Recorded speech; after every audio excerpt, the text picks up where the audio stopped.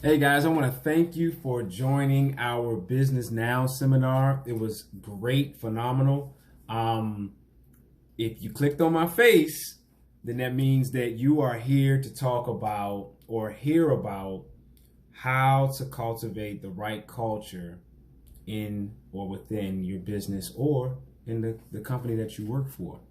Um, my name is Ibrahim Nwagui. I'm an educator by trade, and I'm a career coach. So let's just get right into it. How to cultivate the right culture? Well, how do we do that? Well, the first thing that we should do is we should identify what was the wrong culture. I think it's easier to identify the wrong culture. So what are some of the things, what are some of the traits of a toxic culture? Well, some of the things that I have jotted down is a power-driven leadership. The mission isn't clear. Maybe the mission for the overall company or just your day-to-day mission, it's not clear. Poor communication. That's probably one of the worst of all is poor communication, inefficient processes, and just bad customer service. If you're in business, that means that you have customers, and if you have bad customer service, at some point it's just going to drive your numbers down. You can't avoid it. But yeah, I mean, those are things that we all know, So I say, let's go ahead and flip the switch, and let's go to, well, what are some traits of a healthy culture? Some of the things that I have is the employees feel valued. And I think that you could agree with that. If you work for somebody or if you've been in that situation before, you feel valued, you feel empowered. The goals, the mission is clearly communicated. There's excellent communication throughout the business, whether it's from leadership to the employees, if it's from the business owner to the customer, if it's the business owner to their partners or their vendors. Communication is key. And, exceptional customer service. So, all right, we have our toxic culture and we have our healthy culture. So now let's get into it. How do we get to where we feel like we have a healthy culture, especially if we're starting from zero? If we're starting from zero, how do we get to a healthy culture? Well, I'll tell you how you don't get there, right? Number one, it doesn't start with your boss. It doesn't start with your employees. It does not start with your customer, and it does not start with your vendors or your partners. There's no surprise here. I'm pretty much telegraphing where I'm going. It starts with you. It starts with you. And I know you've heard it before. I know that it may seem and sound cliche. I'm going to tell you right now, I'm not here to reinvent the wheel, okay? I'm not here to reinvent the wheel, but what I do want to do is reiterate principles. The power of mastering the basics. That is where we will live throughout this video, is understanding the power of mastering the basics.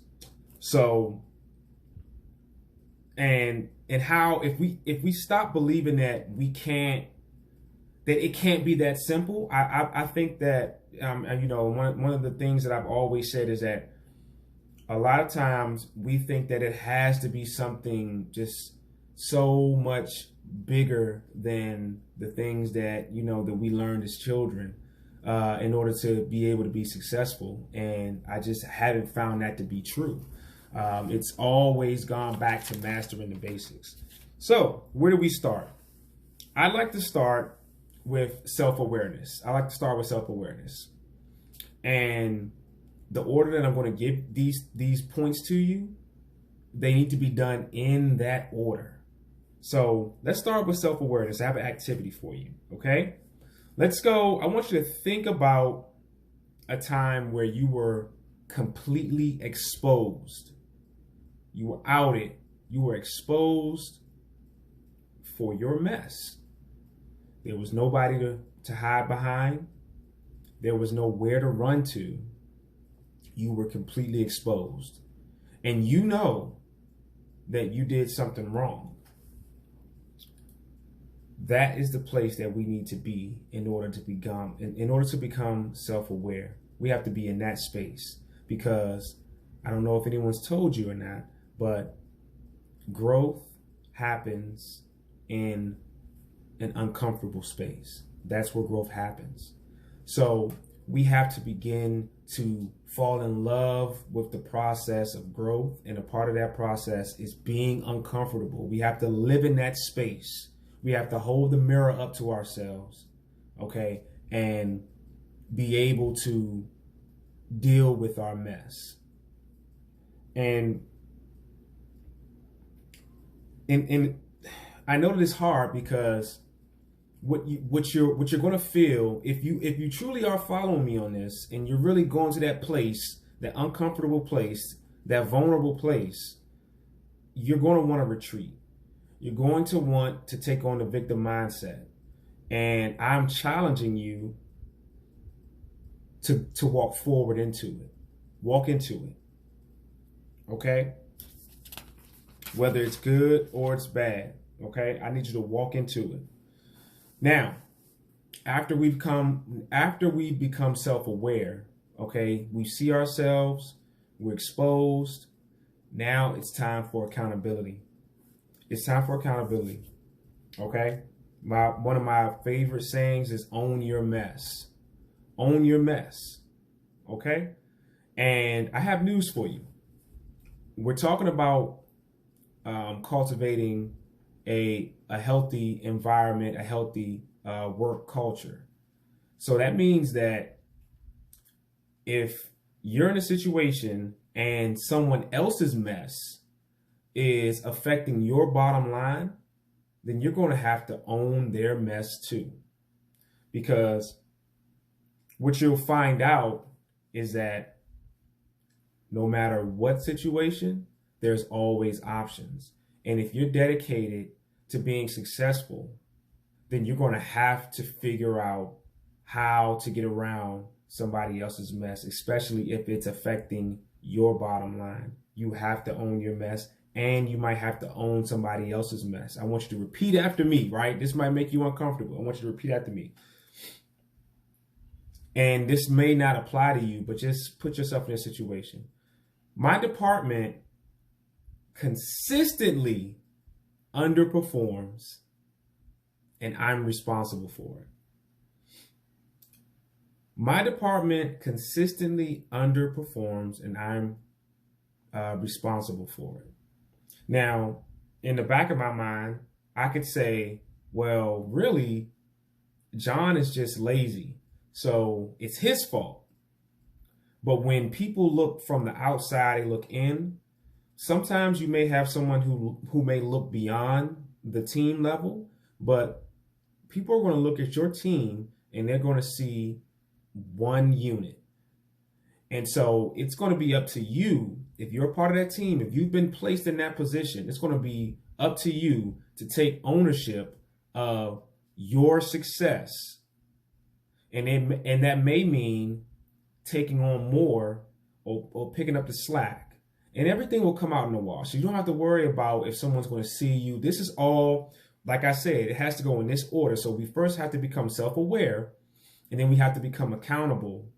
And then we also have to become accountable for the situations that we find ourselves in, right? Because we all find ourselves in situations that are affected by other people, but then we forget about how we felt when we didn't have that situation at all. And all we wanted was to have that position.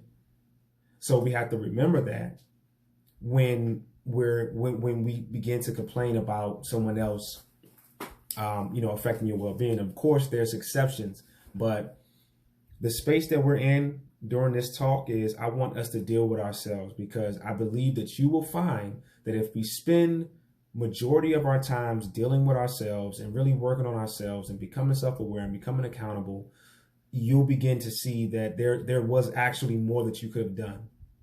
So that's the space that we want to live in. That's the space that we want to live in. Okay. We want to be able to put that mirror up to ourselves and hold ourselves accountable. Okay. Now that I have you stripped down, you're vulnerable, you're holding yourself accountable. Now it's time for you to forgive yourself. Now it's time for you to forgive yourself. Okay. I want you to give yourself a big old hug. I want you to give yourself a big hug, because before you can move forward and get anything done with anyone else, you first have to deal with yourself, and then you have to forgive your former self. Okay. And that is a specific brand of empathy. Now, the brand of empathy that I'm talking about, it's not sympathetic empathy, it's compassionate empathy. Okay. Because with compassionate empathy, we want to look at who we were, where we were mentally at a certain point, and understand that, and not beat ourselves up to a point where we can't move forward. We have to forgive ourselves for the things that we've done in the past. We have to allow those things to be let go. And once we allow those things to be let go, then we can free ourselves, and now it's time to apply that empathy with others. Okay? Now, there's always going to be difficult people. It doesn't matter where you go. There's always going to be difficult people. So like I said before, there's going to be your employer, your employees, your boss, your customers, your partners. There's always going to be difficult people. But what's going to separate you from the person who is able to excel?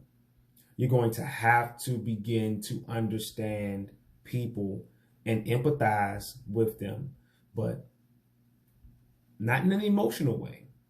So the brand of empathy that we want to deal in with the people that we work with, that we work alongside, we want to deal in perspective taking. Okay? We want to deal in perspective taking. And we want to begin to understand how the person who we are working with or we are working for, how they process things, what drives them, what pushes them away, what pulls out the best responses from them. So it's less emotional and it's more methodical. Okay?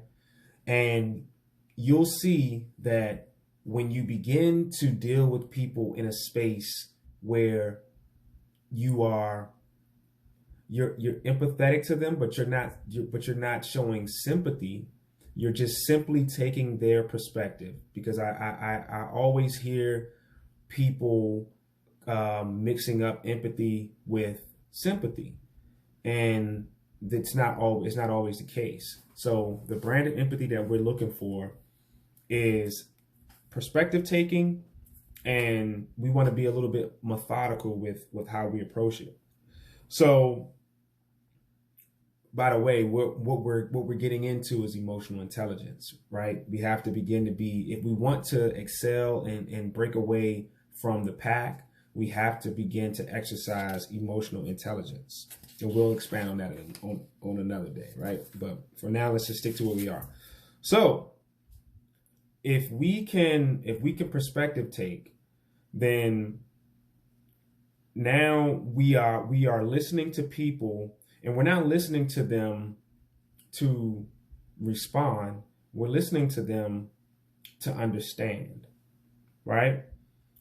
And like I said at the beginning of this video, one of, if not the most important aspects of a healthy culture is it's communication, whether it's effective or if it's ineffective. Pretty much ineffective and effective will be the difference between a successful business and a business that's going to fall through if you don't have effective communication skills. So how do we do that? Like I said before, we listen for understanding and not to reply. We don't assume anything. We confirm everything. I'm going to say that again. We do not assume anything. We confirm everything. Even if it gets on the person's nerves, to the point, let them tell you stop. And even after that, you might still have to do it. We don't assume anything. We confirm everything. Okay? And like I said, listening for understanding. The inverse is listening for just a reply. So it's almost like someone's saying something to you and you're like, in your mind, 1, 1,000, 2, 1,000, 3, 1,000, 4, 1,000, reply. You're going to fall flat every single time. Challenge yourself. This may be something that you've never done your entire life. Challenge yourself. Allow, even if you feel like halfway through the person's response or halfway through the person's statement, it's going to be something that you don't agree with. It's going to be something that is not accurate in your mind. Allow the person to finish their thought and really listen to what they're saying, because you may hear something other than what the words that are coming out of their mouth if you just pay attention and allow them to finish their statement and wait until it's over and then formulate your response. But while they're in it, allow them to finish. Even if you're so anxious, write it down maybe, but don't block that person's expression. Allow people to express themselves in the way that you would want to express yourself. And lastly, we want to encourage people to communicate with us, right? I had a teacher and she would always say, no question is a dumb question. Some people think that that's false. I'm going with that, okay? You want to encourage people, because some people give off an energy of don't say anything to me. You have to encourage people verbally to communicate to you. Become an open door to people so that you guys have to work together, but you have to be able to communicate. So I would like to recap, because I feel like we're at a good stopping point. Okay, so let's recap. A healthy culture starts with who? It starts with you, right? It doesn't start with your employer. It doesn't start with your employees. It doesn't start with your customers. It does not start with your vendors. It starts with you. You have the power to affect the entire energy in a place that you are at. And if you feel like you can't, there's always decisions that can be made, and you can always make a decision. It does not matter. It does not matter what it looks like. There's always a decision. There's always a decision. We must become self-aware. We must be able to be uncomfortable and hold the mirror up to ourselves. We cannot be afraid to address our weaknesses and our faults. When we address those faults, now we must hold ourselves accountable, right? Because if you have aspirations, you can't get there unless you deal with yourself, okay? And you have to weed everything out. You have to weed out all situations. So if you weed out your mess, then you'll have clarity and you'll be able to see if maybe it's someone who is in this situation that you just will not be able to be successful alongside. And then you'll make your decision, and then you'll remove yourself from that situation. But you have to deal with yourself first. And then we must become empathetic. First towards ourselves, and then towards others. Okay? A lot of times people are judgmental, and so that's why they can't forgive themselves, because they are so judgmental. So if you are able to accept your shortcomings, accept your faults, be kind to yourself, be kind to your former self, because now we're moving into a different space, right? But be kind to your former self, then it'll be easier for you to forgive and understand and perspective take with someone else. Okay? So we have to first forgive ourselves, be empathetic, be kind to ourselves, and then we can extend that courtesy to others. And lastly, we must champion communication. We must champion communication interdepartmentally. We must champion communication with our end customers. We must champion communication with our partners and our vendors. And we have to invite communication in order to to be successful. So I hope that this small little piece of of my experience and the things that I've seen, it helps you in the future. I hope it helps you with your future business ventures. I hope it helps you with your with your future job. And I wish you the best of luck. Once again, my name is Ibrahim Nwagui. If you have any questions, or you would like to, speak to me one-on-one, you can always come past my website. It's www.nwagui.com. That's NWAGUI.com. I want to thank my GABA family for extending the platform to allow me to, to share my skills with my people. And I hope you guys reach out and stay connected with us. Stay connected, and we'll see you on the other side.